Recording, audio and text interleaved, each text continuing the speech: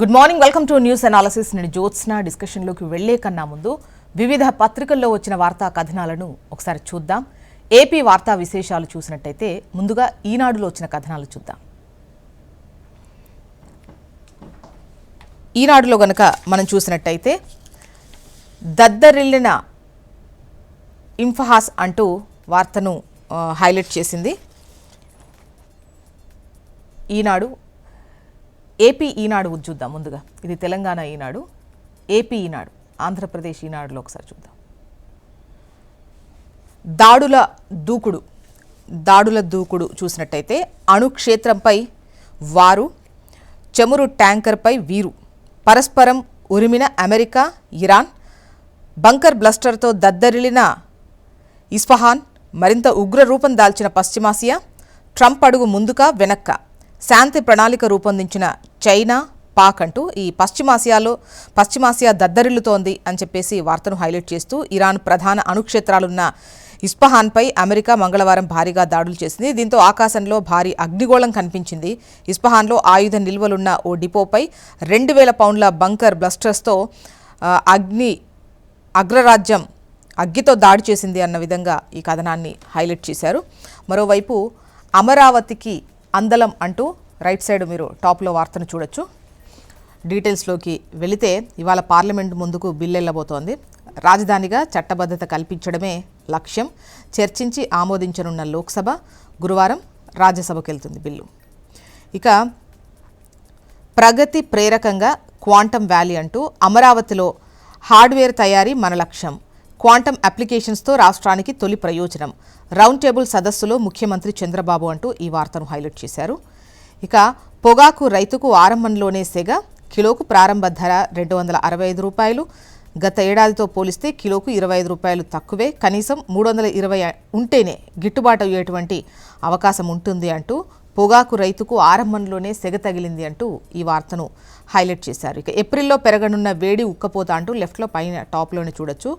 వాతావరణ విభాగం అంచనా వేస్తోంది. రాష్ట్రంలో ఈ నెలలో వేడి ఉక్కపోత మరింత పెరగనున్నాయి.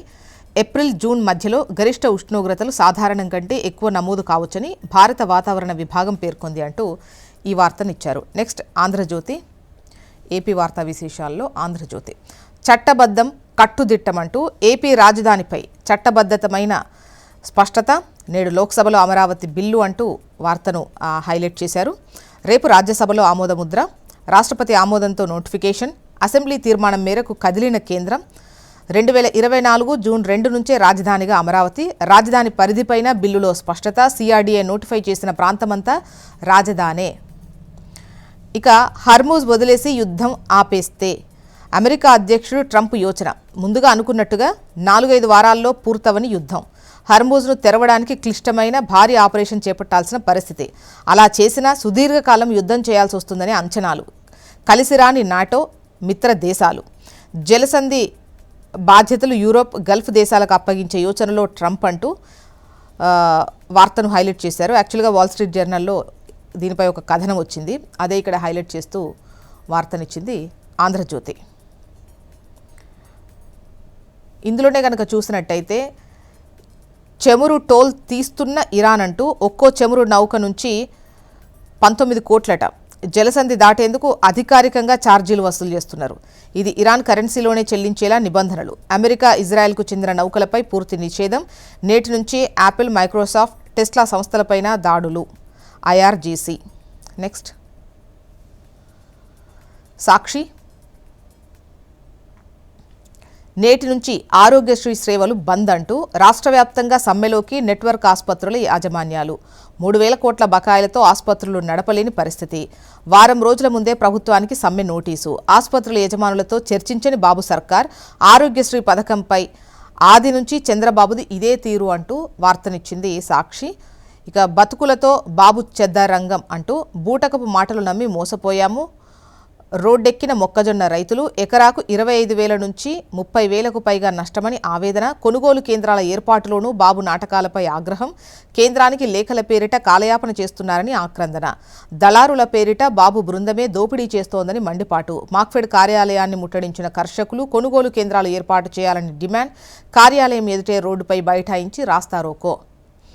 ఇక ఈసీ తీరు ప్రజాస్వామ్యానికి పెను ముప్పు, ప్రభుత్వ కీలుబొమ్మగా అడుగడుగునా నిబంధనల ఉల్లంఘన అంటూ ఈవీఎం సాఫ్ట్వేర్ ఇష్టానుసారం ఓటింగ్ శాతం పెంపుతో ఓట్ల మళ్లింపు, సుప్రీంకోర్టు ప్రధాన న్యాయమూర్తిని పక్కన పెట్టి ప్రభుత్వ గుప్పిట్లోకి ఈసీ నియామకాలు, ఫామ్ 17C ఓటరు జాబితాల గోప్యత వెనుక ఆంతర్యం ఏంటి, వెబ్సైట్లో ఎందుకు పెట్టరు, దేశ చరిత్రలో ఇదివరకెన్నడూ లేని విధంగా పోలింగ్ సమయం ముగిశాక ఓట్ల శాతంలో గణనీయమైన పెరుగుదల, ఆంధ్రప్రదేశ్, ఒడిశా వంటి రాష్ట్రాల్లో సాయంత్రం 5 తర్వాత 12.5కు పైగా పెరిగిన ఓట్ల శాతం, ఆక్రమణల నిరోధానికి కాపలాదారుగా ఉంటూ కళ్లు మూసుకున్న ఎన్నికల కమిషన్, భారత్ జోడో అభియాన్ సదస్సులో సామాజికవేత్త ప్రశాంత్ భూషణ్ మాట్లాడిన విషయాలను ఇక్కడ ప్రస్తావించారు.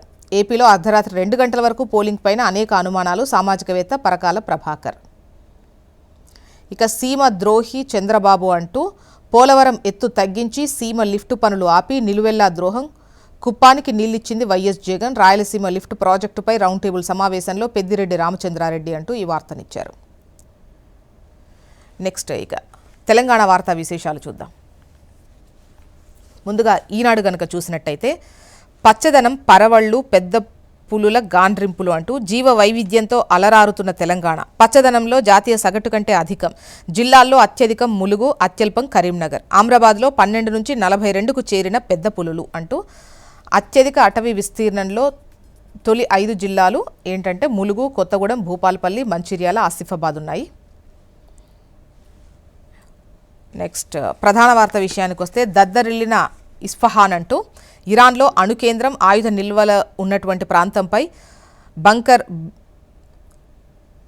బస్టర్స్తో విరుచుకుపడ్డ అమెరికా, కువైట్ చమురు ట్యాంకర్పై ఇరాన్ ప్రతిదాడి, మరింత ఉగ్ర రూపం దాల్చిన పశ్చిమాసియా, శాంతి ప్రణాళిక రూపొందించిన చైనా అండ్ పాక్.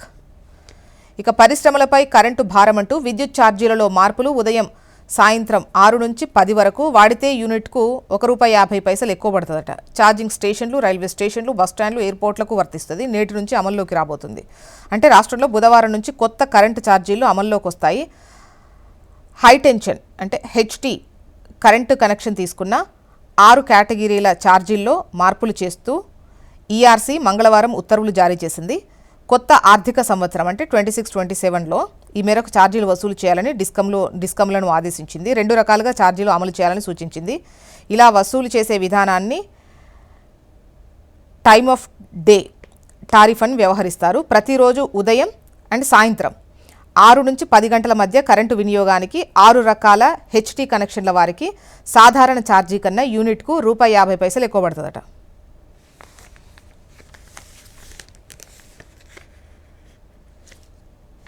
ఇక కాళేశ్వరం మరమ్మతులు మరింత జాప్యం అంటూ ఇప్పటికీ పూర్తి కాని పరీక్షలు, ప్రశ్నార్థకంగా బ్యారేజ్ల పునరుద్ధరణ. నెక్స్ట్ ఆంధ్రజ్యోతి, నౌకకు 19 కోట్లు, ఈ హర్ముజ్ దాటే చమురు నౌకలకు ఇరాన్ అధికారికంగా టోల్ వసూలు చేస్తున్న విషయాన్ని ఇక్కడ ప్రస్తావించారు.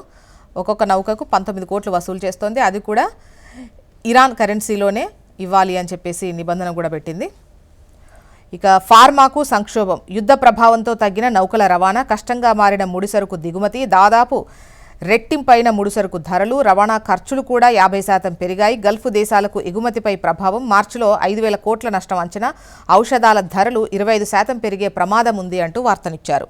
ఇక ఒరాకిల్ ఊచకోత అంటూ 30,000 మంది ఉద్యోగులపై వేటు, భారత్లోనే 12,000 మంది తొలగింపు, మంగళవారం పొద్దున్నే అందరికీ మూకుమ్మడి మెయిల్స్, మరిన్ని తొలగింపులు ఉంటాయన్న వార్తలతో ఉద్యోగుల్లో ఆందోళన, ముగిసిన త్రైమాసికంలో భారీగా లాభాలు, ఏఐలో పెట్టుబడుల కోసం కోతలకు దిగిన అమెరికా టెక్ కంపెనీ అంటూ ఈ వార్తనిచ్చారు.